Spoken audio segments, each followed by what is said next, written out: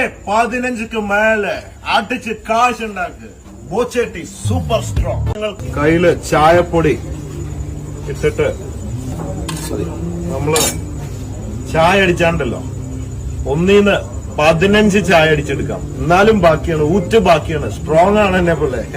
Colour super, നല്ല strong ചായ 15 എണ്ണത്തിൽ കൂടുതൽ അടിച്ചെടുക്കാം.